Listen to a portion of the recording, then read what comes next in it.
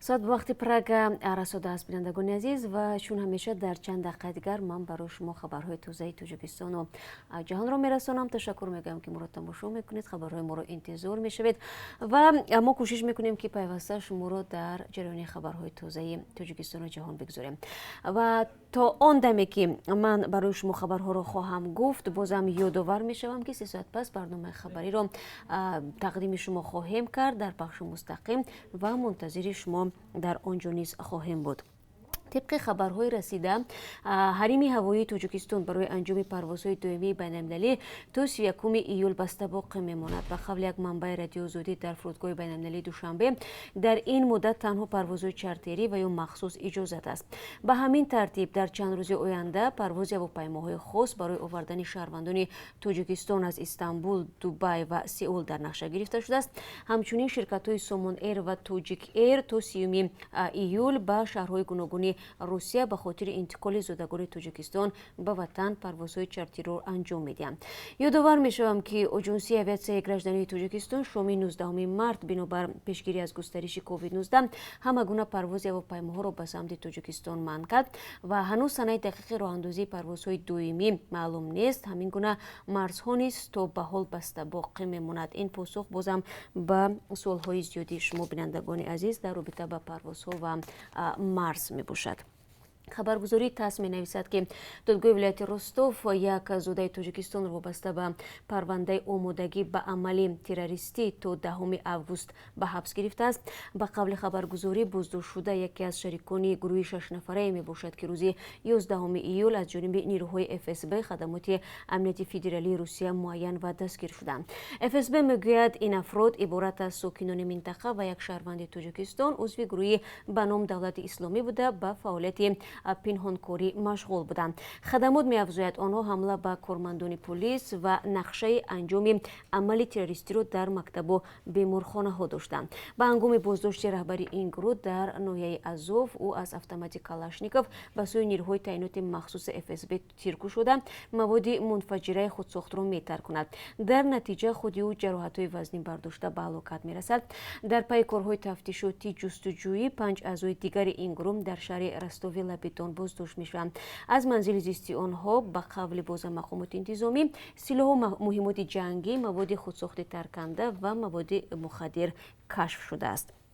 انتظار می رود که ساختمان تحریک کسا 1000 در تاجیکستان تا آخرهای سال 2021 پورا به انجام برسد. در این باره ضمن نشست خبری معاون وزیر انرژتیکا و ذخیره های آبی تاجیکستان جمشید شویمزاده معلومات داد.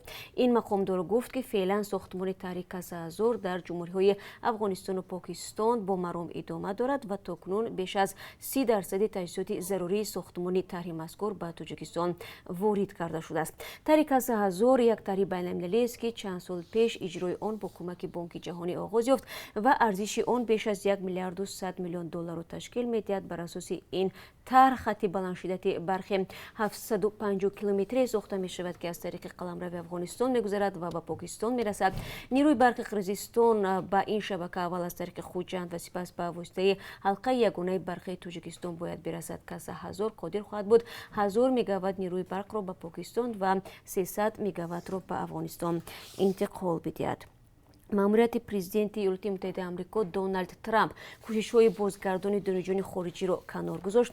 هفته گذشته قصر سفید اعلام کرده بود که اگر دانشجویان خارجی مقیم آمریکا در سمستر تیرماهی تنها در درس‌های آنلاینی ثبت نام شده باشند باید قلمرو ایالات متحده آمریکا را ترک کنند.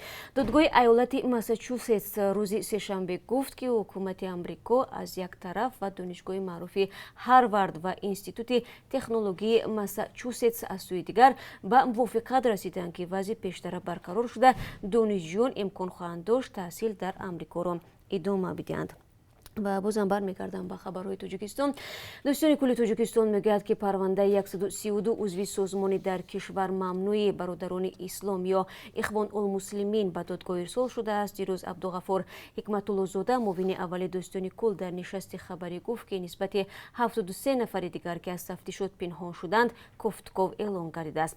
قبلا وکیلان گمان بر شدگان از صحبت با رادیو آزادی خودداری کردند و فقط ذکر نموده بودند که پرونده زیر مهر مخفی بررسی می‌شود мешавад, биноан ҳаққи додани маълумотро надорам, вале бино ба маълумоти тасдиқношуда дар миёни боздоштшудаҳо раиси дастгоҳи ҳукумати шаҳри Исфара ва 20 донишҷӯи донишгоҳи олии кишвар бахусус донишгоҳи исломӣ, зодагон ва сокинони шаҳрҳои Душанбе, Кӯлоб, Бухтар, Исфара, Нояи Рӯдакӣ ва ғайра низ мебошанд. Чанде аз гумонбаршудагон дар маркази маърифат ва таълими маърифат 2012 омӯзгор ва донишҷӯ буданд. Созмони Ихвон-ул-Муслимин дар Тоҷикистон аз соли 2006 ба ин тараф манъ мебошад. ҳамчунин дирӯз достони кӯли Тоҷикистон гуфт нисбати кӯдаки думоҳаи духтарбачаи 13 сола сокини Ҳисор ташхиси ДНК-ро шурӯъ кардааст. Марҳамат Рауфов, муовини сардори раёсати тафтишоти пешакии достони кӯл гуфт, марде ки дар таҷовузи ин духтарбача гумонбар мешавад, боздошт гардидааст. Таври наздикони ҷабрдида мегӯянд, Ҳусниддин Абдуллоев, ҳамсояи 42-солаи онҳо, соли гузашта духтарашонро дар говхона таҷовуз карда буд. 2 моҳи пеш ин ноболиғ кӯдак ба дунё овард. ҳодисаи таҷовуз ба номуси ин духтари 13-соларо Раҳматилло Зоиров расонаӣ намуд. ва мақомот дар Хатлон мегӯянд, ки дар чанд моҳи ахир 20 корманди соҳаи маориф вафтиданд, ки аксари онҳо омӯзгорон мебошанд. Диловар Исозода, сардори раёсати маорифи Хатлон, рӯзи 15 июл зимни нишасти хабарӣ гуфт, ки ин кормандони бахши маориф аз бемории илтиёби шуш даргузаштанд. Ба гуфтаи оқои Исозода, ин омор дар ихтиёри ин ниҳод аз сӯи шуъбаҳои маорифи шаҳру нояҳо гузошта шуд ва бемории афроди вафтидаро илтиёби шуш ва коронавирус гуфтанд. Ин масъули раёсати маорифи Хатлон айни замон гуфт, ки ба хонаводаҳои афроди вафтида аз тарафи иттифоқи касабаи маориф кӯмаки молӣ ва ғизоӣ расонида шудааст. Вале ӯ дар бораи ҳаҷми маблағи кӯмакшуда ба ин афрод маълумоте надод. Аз ин қабл мақомот дар Хатлон гуфта буданд, ки дар ин вилоят бар асари бемории фарогири ахир беш аз 20 корманди арзаи беҳдошт ҷон бохтанд. Хуб, бинандагони азиз, ин чанд хабаре буд, ки ман барои шумо гуфтам. Бо хабарҳои тоза ва гузоришҳои рӯз ман шуморо бозам такрор мекунам, ки дар барнома хабарӣ баъд аз 3 соат мунтазирам. То он вақт худро эҳтиёт кунед ва рӯзи бобарор дошта бошед.